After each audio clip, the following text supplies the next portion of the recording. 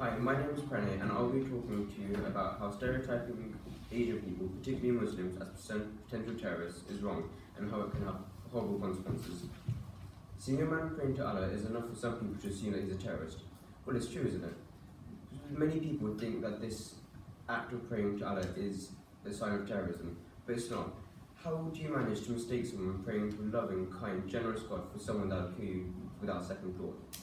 A lot of people think that all Asian people and Muslims are terrorists because of groups such as ISIS and the Taliban. But Muslim terrorist groups aren't the only terrorist groups. For example, the IRA, KKK, and Anonymous. Some groups go around within their own countries spreading hate. For example, the recent attacks in Pakistan by the Taliban during an Easter festival, killing 69 men, women, and children. All of these people were Catholic. These people go around within their own countries forcing their faith and lifestyle on people that would not want it to be forced onto them. Now people all around the world label Asian people, particularly brown people, as terrorists. How is this fair? Saying that certain ethnicity is responsible for terrorism is like blaming something like Christianity for slavery, world wars, oppression, genocide. No one ever sees this as terrorism, but it is. White people throughout history have been causing pain and suffering more than any other ethnicity group. The definition for terrorism is the unofficial or unauthorized use of violence in pursuit of political aims. The truth is, every religion has its extremists. Now, onto isolation due to stereotyping. It is rising. Stereotyping in schools is very common, as people have been labelled by their peers as terrorists, as immigrants, as thieves, as posh, rich children. All races have been stereotyped, but none as bad as Muslims. Muslims are subjected to verbal and physical abuse day in, day out. Imagine being told that you and your family are going to be taken away because you have done something wrong to the community that don't believe that all people are equal. Some children have to go through this every single day. Because these children have been isolated, they go online to try and find some comfort in other people's words. The people they find are people who have been doing this for ages, trying to find vulnerable children and trying to persuade them to join certain groups.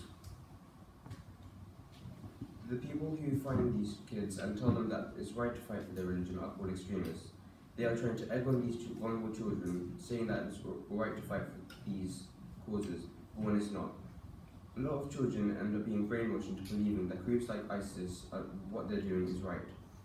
But really, what they're doing is barbaric, hanging people, decapitating people, for not believing in what they believe in.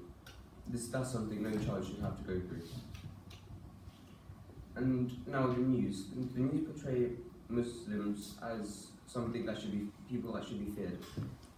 Newspapers and news channels add to discrimination of Muslims as they are allowed to slant the story to make it more interesting.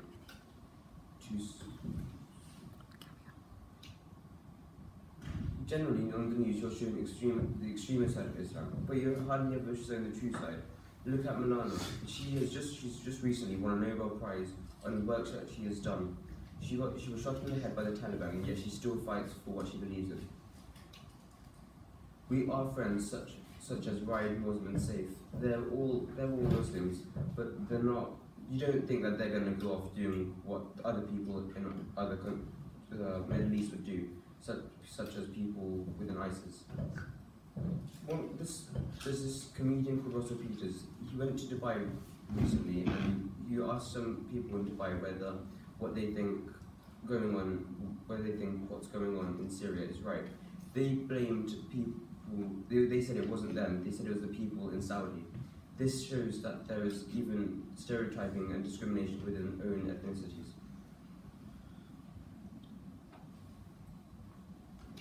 Thank you for listening. Questions? How are these stereotypes affected you personally? Well, me personally, as you can see, I'm brown, so people generally assume that I'm Muslim. Throughout school, even my friends, some of my friends still think I'm Muslim. They don't.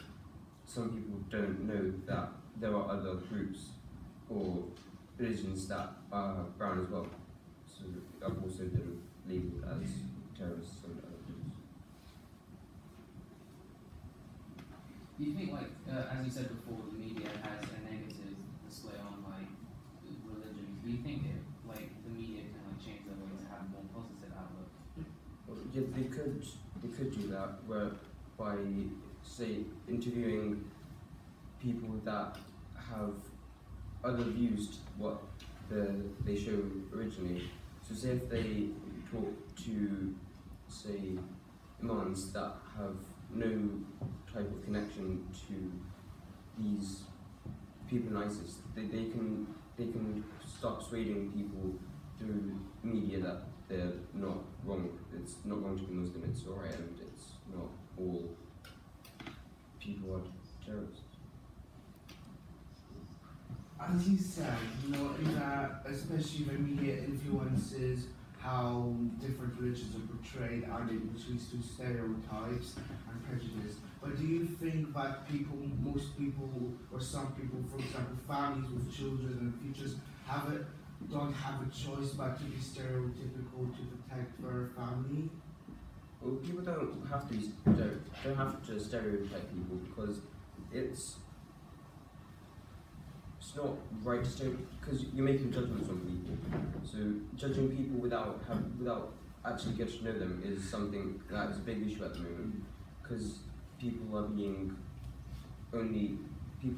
being like, people are being judged on what they look like. So say if I was to go somewhere and try and do something, if someone looked at me and thought that I was a terrorist, and I'm not, yeah, but yeah, so it's not. Okay, so my answer another question is that further speech. So let's say, as you know, of course, stereotyping is wrong, but of who knows who's which. Of course, there are some good Muslims around who actually contribute to our community. They're generous, they're kind, they help us in our social development. There's also those extremists who take the word of their religion by wrong, they kill, they're barbaric, but who knows which is which. Let's say it's a figure of speech. Let's say I open a bag with M&Ms and I say, here, pick one, and I only say 10% are poisonous. Would you still pick one knowing that only 10% are poisonous? Meaning like only 10% of Muslims which come in this country are extremists, would you still be able to pick out which is which? Well, we should be educated on seeing if people are in these types of situations. So if we were able to see if people are being forced into forced into isolation, we should be able to then kind of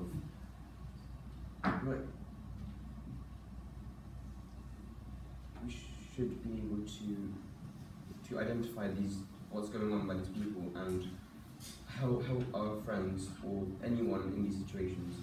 Going back, say if there's 10%, you don't know if they're poisonous or not. You just have to kind of take the chance and hope they're not. I've got a question. What do you think everyone as individuals, whether they're Muslim, whether they're not Muslim, whether they're Hindu, whether they're Christian, whatever, what do you think we as individuals can do to maybe help to, I suppose, help people like yourself who have been maybe categorised in a certain way, wrongly so? What can we do as individuals, do you think, in your opinion, to help with that situation? Well, maybe we could start to integrate into different groups. Say like at school, you have different types of groups. You have, say, generally Muslims groups which kind of stay around with them, and other Asians would join them, and then you would also have other white children and others. As if we all kind of mix, sort of, we would be able to get to know each other even more and stop stereotyping happening within schools. Okay, thank you very much.